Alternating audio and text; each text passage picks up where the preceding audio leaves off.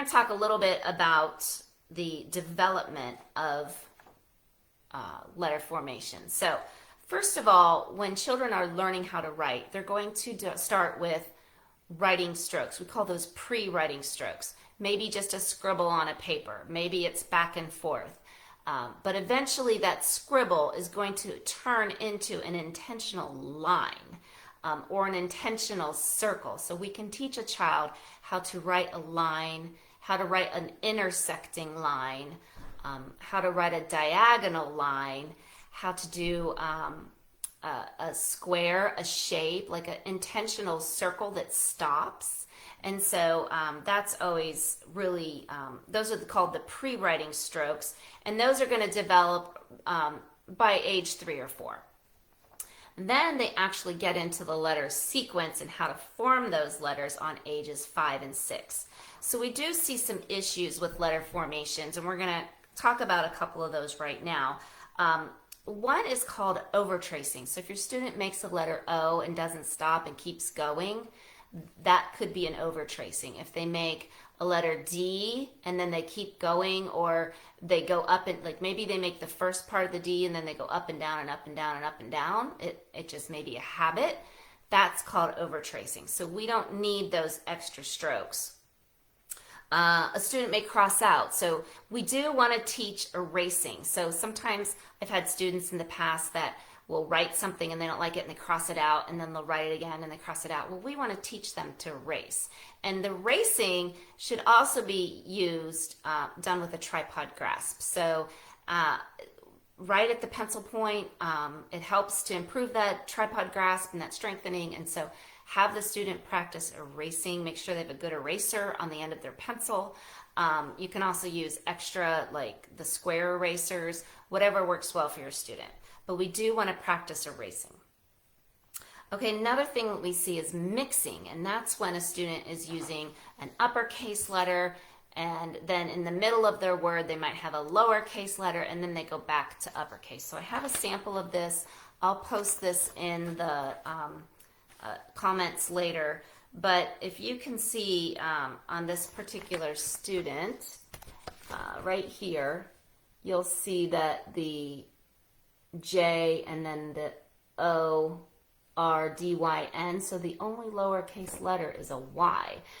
So it's important to have what we call title case in the name. So a student should write their first letter of their name in uppercase and then the rest of their name in lowercase, because that will lead to a signature.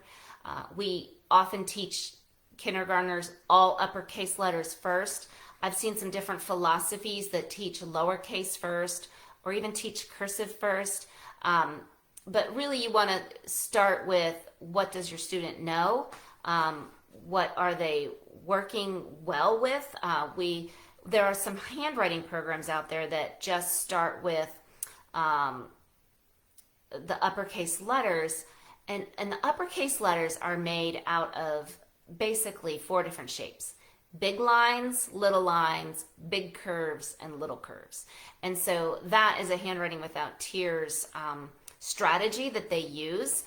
They make all the uppercase letters first. They teach them in groups. They put them in boxes. And so that can be a way that you would teach your student proper letter sequencing and letter formation. So mixing, as I said, is mixing in uppercase letters in the middle of a word. So you want to use title case. Another thing we see is reversals. So I'm sure you're familiar with reversals. Reversals are normal all the way up and through 2nd grade. So students that have reversals, we can try to help them reverse the reversal. There's a lot of ways to do that. I'm going to talk about a couple things here, but when you have a student that is reversing their letters, it's developmentally appropriate through 2nd grade. Some of the normal reversals are like B and D, P and Q, W and M, or N and U. So those are very common, just upside down or right, left, mirror images of each other. However, if we're seeing that the student is not closing their letters, that's called visual closure. They may have a visual perception deficit, so we need to make sure we're getting that checked. They may not be scanning their paper properly.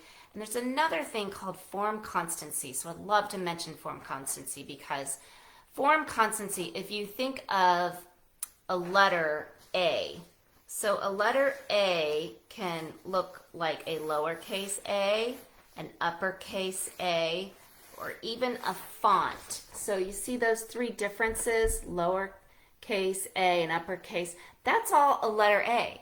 That's three representations for the same letter. So being able to recognize form constancy is very important with students in learning their handwriting.